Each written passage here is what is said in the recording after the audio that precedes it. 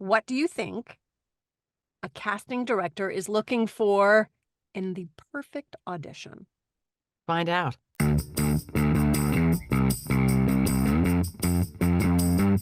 Speechless.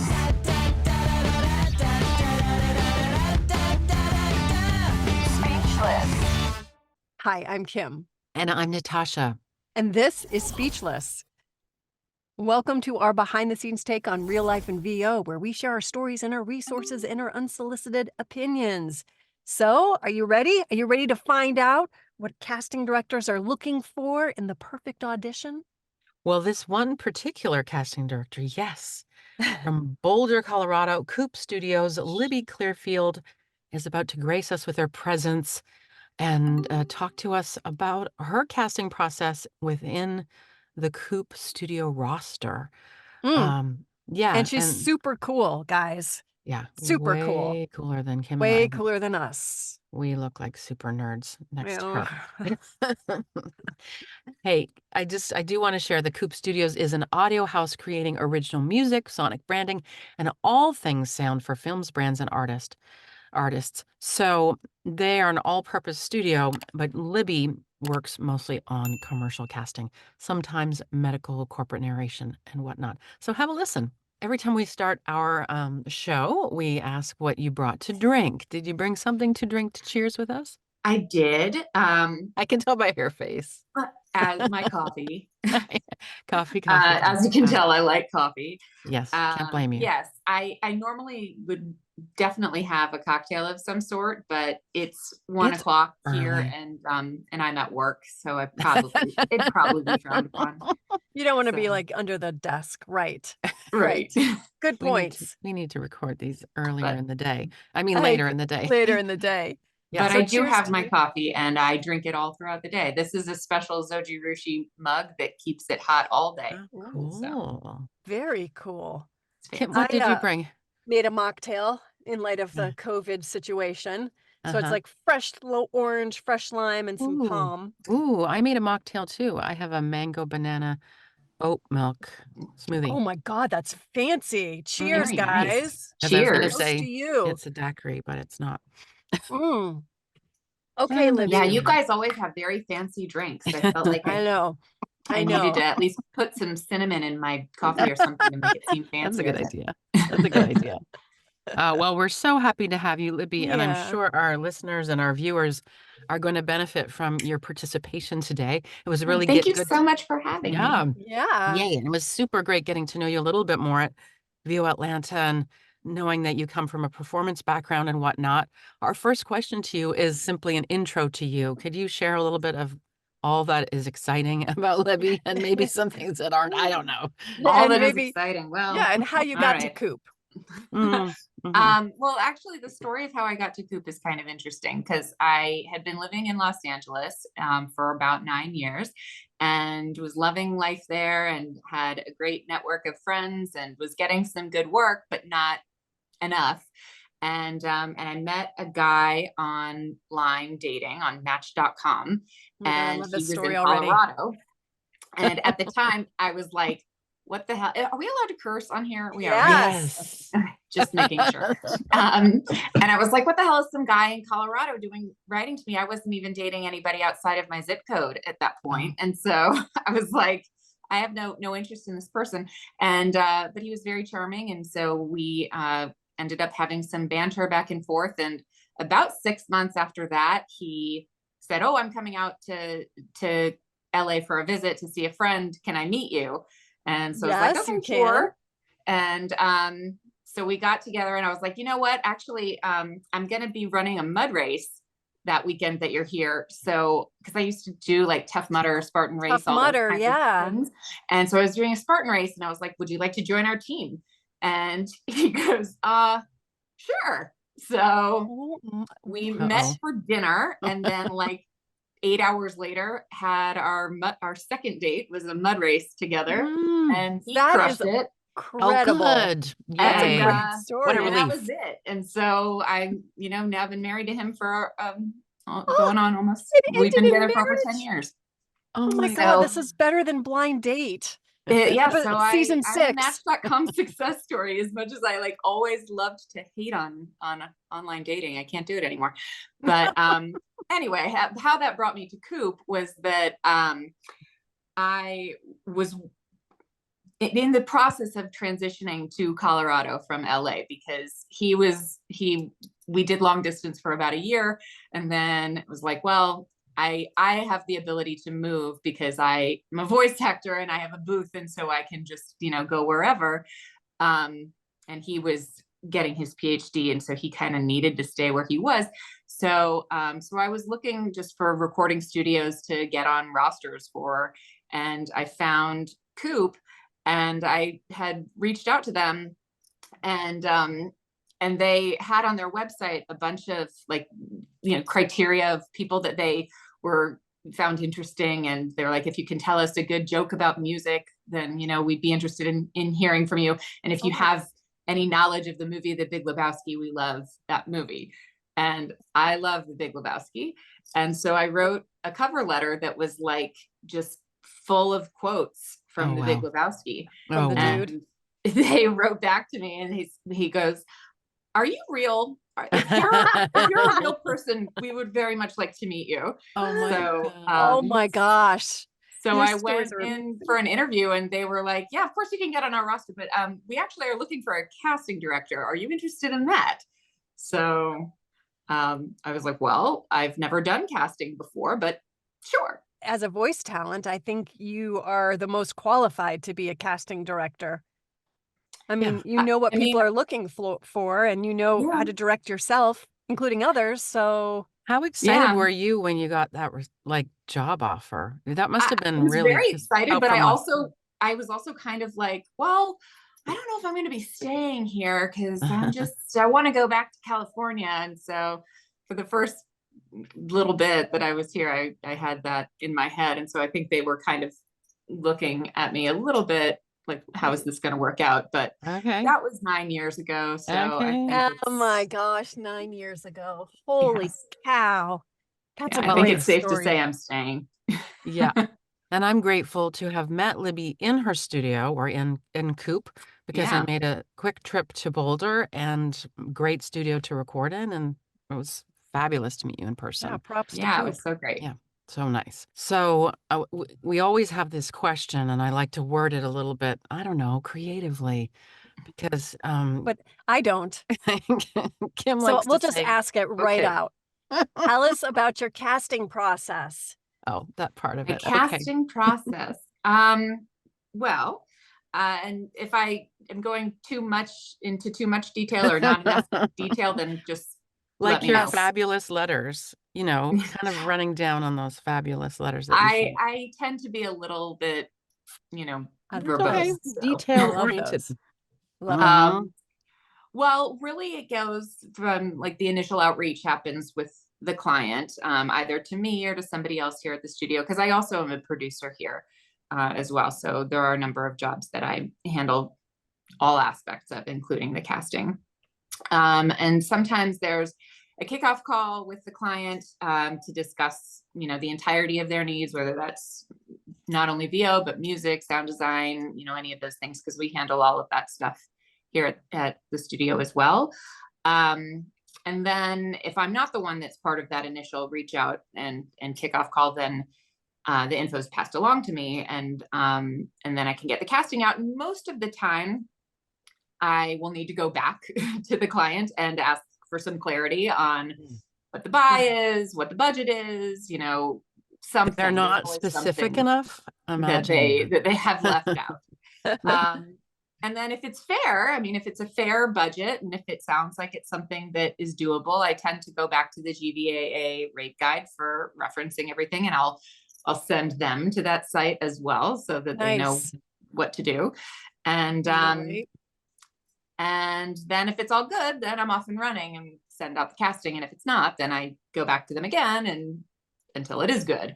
So so that's pretty much how that process sort of gets going. Is that First, what you were thank wondering? you for being an advocate for the rates. We love that. And we need someone like you in our corner every job. So thank you for that. That's Yeah. incredible. Well, and I think that's where being a voice talent myself really comes into play, because it's like, I wouldn't work for this. So why should I Right. expect anybody else to work for this? Yeah. Right. So It's kind of So embarrassing. Like it if I Yeah. was to refer people and the client, I mean, I have great clients, but occasionally they pay less than I don't really want to refer you to other talent if Right. it's not a great rate. Yeah. Yeah, it's Yeah. I have one more question regarding your answer.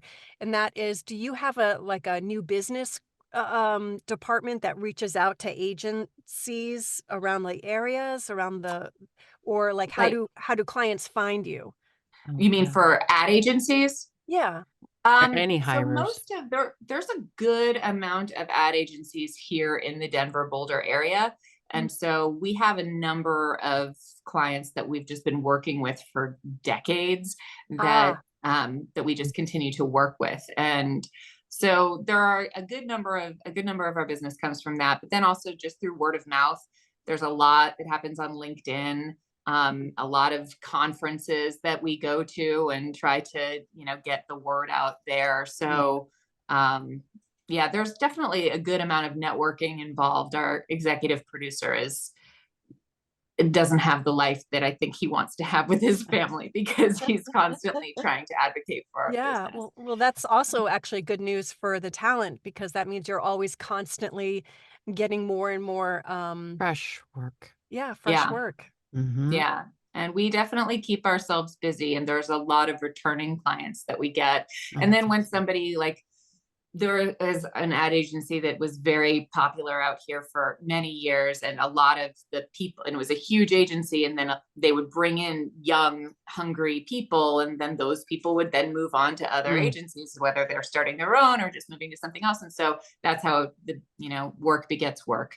So Yes. Yep. Yes. Amen. Fantastic. So the question I was referring to is about auditions. Kim loves to ask, Oh, what yeah. makes a great audition? But really, I mean, what are those qualities that you're looking for in the best possible one so that you don't just pass, pass, pass. right. Let's get some clarity. Great question. So as you both know, I'm very specific about how talent sends in their work. And part of the reason for that is because it's client requested, but also a large part of it is because of me. And I was a teacher for 15 years. I taught elementary school, and I learned from that the importance of following directions and just in order to get someone to be able to be a more successful student, they needed to follow directions. And I expect the same from voice talents, because why not? So I'm trying, and part of it also is that I'm trying to get more work for myself as a casting director as well. And so in order to help prove my worth, I have to provide the best of the best. And so if someone can't follow what I feel are pretty simple directions with me, then how can I trust that they're going to be able to do that with a client? And so if I deliver somebody that ends up being difficult to work with for whatever reason, then that's a reflection on me. So Of course. So professionalism is really your number one concern. And I can see that for when we have so many layers to our business and one client is hiring you for their client, they want to make sure you're going to uphold the professionalism all the way through the end of the job. I always say for online casting, when I help people with online casting, that's great. You're a voice talent, blah, blah, blah. What else have you done that proves that you're a great business person that can be relied upon? So that's your number one. That's really interesting. Thank you for making that very clear. And I love your clear directions. And I mean, some of them you hope are like common sense, but clearly not necessarily, right? It's kind of shocking to me how much because even now I send very similar directions each time. So like for both of you who have been on the roster for a while, so there's not a whole lot of difference, maybe just in like number of takes or something like that might be different, but it's generally the same kind of thing. And yet every time there's somebody who, at least one person, that just does their own thing completely. I'm like, well, okay.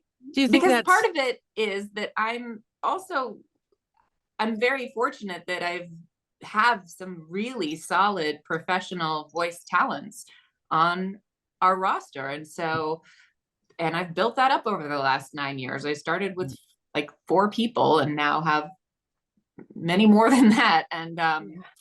And so it's hard to narrow down sometimes. Yeah. And one of the ways that makes it a little easier is, well, did this person follow my casting directions? Just to give people an insight as to, is it people who are just working too fast, or they really don't know because they're new, or they think they're good enough and they just like, what kind of people, or is it all people that don't follow directions? Probably people just working too fast and not paying attention.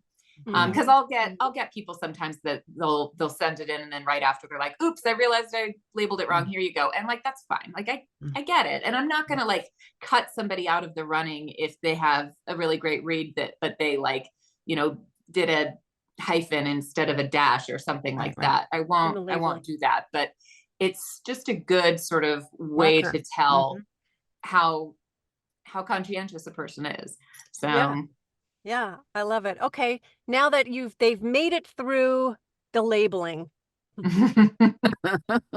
take us through. Take us to the next level of the audition that makes it good. Well, the main thing that 90% of clients are looking for these days is for a conversational read. And we all know that. We've all been told that a bajillion times.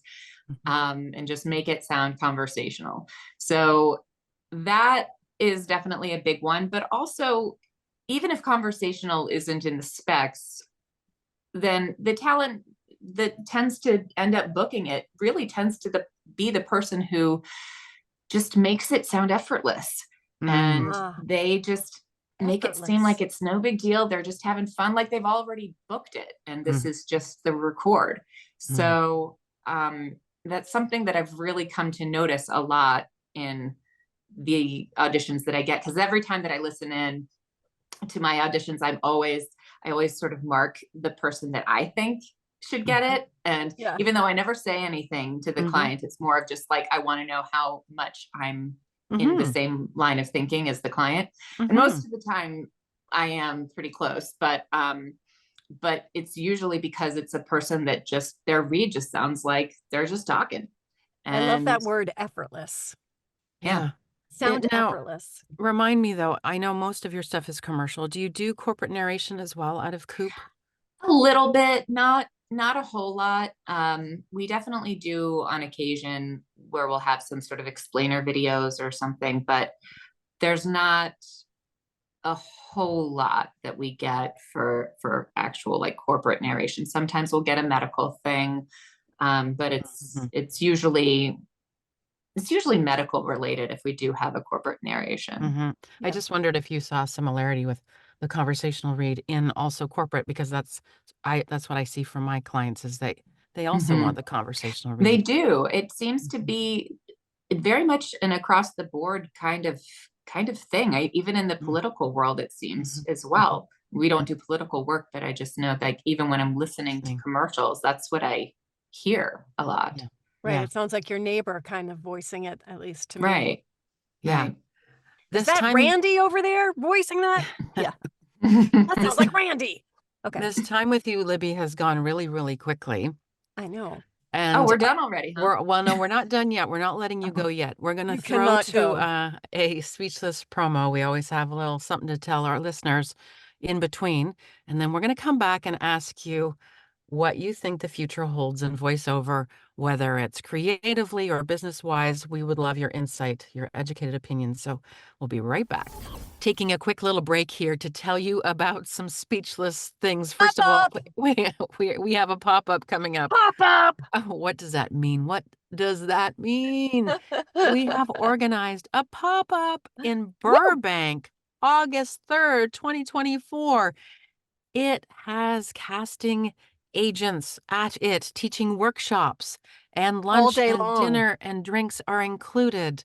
You're going to want hang out with us, hang out with LA casting directors, have a chance for them to get to meet you and get to know you. This is the day that we kind of like came up with, what do we want to go to?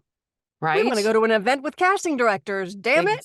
Exactly. So you can find out more information about that on our website, speechlessvo.com or speechlessvopopup.com. We put out, we got it all organized. Guys, we want to see you there. We want to meet you. Come.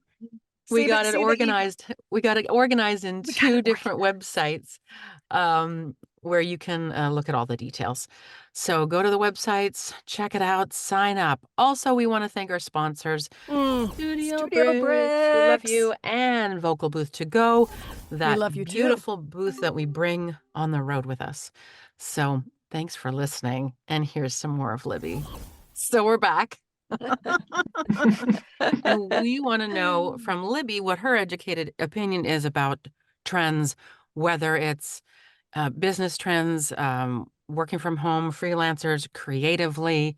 What have you seen in your crystal ball, Libby? Well, definitely, I think having Source Connect is a huge deal for voice talents. You think that Source Connect is going to be still the thing? I find that there's a few problems. or the next thing that's related to it, but being able to record remotely from your home studio, I think is critical. As much as people do like to come into a studio, like we love to have people come in here to the studio. It just doesn't happen as much as it used to. It does still on occasion, but certainly not like it did before 2020. And so I do think having your own solid broadcast quality studio where you're able to actually connect at broadcast quality to your clients is a critical thing. AI, of course, is definitely an area that's still needing to be figured out. We still are trying to navigate that and how it can be used to the benefit of any of us in this industry. Right. Yep. And I do think that there is a benefit to it. The primary way that we like to use something like AI is if we are needing a pickup from somebody that's already recorded something, and rather than have them come back in and have a new session fee and all of that, we can just see if we can put it into an AI and use it that way. And that's, I think, a good way to do it, as long as the very important caveat that talent is compensated. So you can't just use the voice and not pay for it. So I think that as talents, just staying ahead of the game and aware of the trends and what's going on with AI is critical. And then just discussing that with the clients ahead of time and putting it on your invoice and, just cover yourself however you can. Yeah. Yes. So you're an outside studio, you don't have a lot of people coming in. I'm finding, because it's at home, and we're having more and more directed sessions from home. So many of them, a lot of them are Zoom, but so many of them are Source Connect. But when we don't have Source Connect, we're expected to be the engineer. And I don't mind playing back, but I find I'm not an engineer. So I find it really stressful to, keep the take straight and then play it back. And do you have what's your wisdom about that? Or gosh, I wish I had some. Good luck. That's hire an engineer. Definitely hard, right? And they have a high expectation right these days for that. And it's hard. You can immediately start sweating when it doesn't necessarily go as smoothly as you had in your head that it would. I think that the best thing to keep in mind is that the clients are usually pretty chill, and they just want to get the best performance that they can. So if it's going to take an extra few seconds for you to get your shit together so that you can do a playback, then just say, give me a minute, and they'll be fine.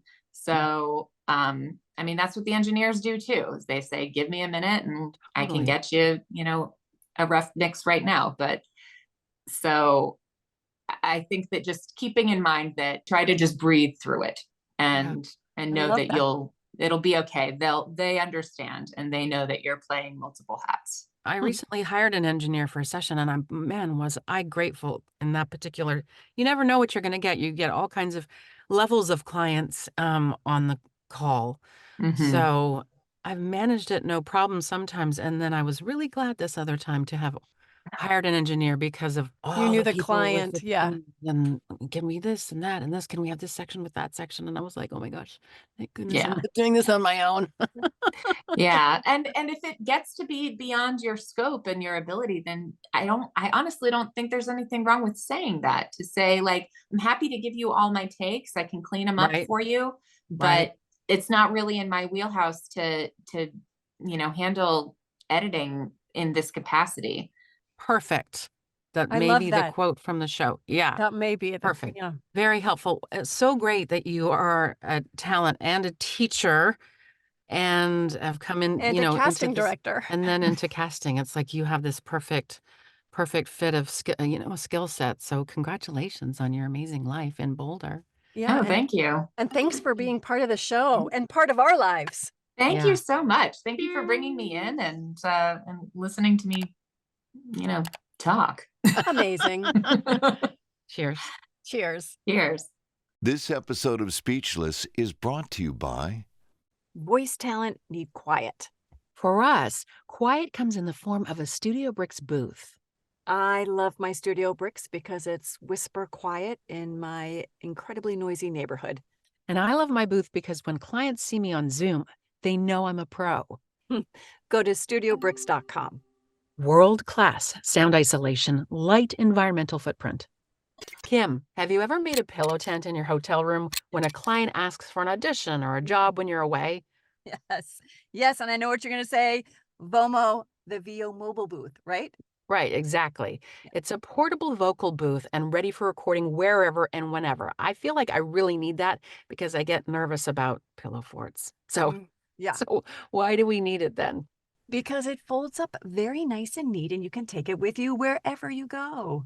Absolutely. And you can check it easily, which I've done many times. And also it comes with accessories like a light, and you can position your mic however you want. No more pillow forts, Yes, please. please. Vocalbooth2go.com for VO recording and accessories. Speechless.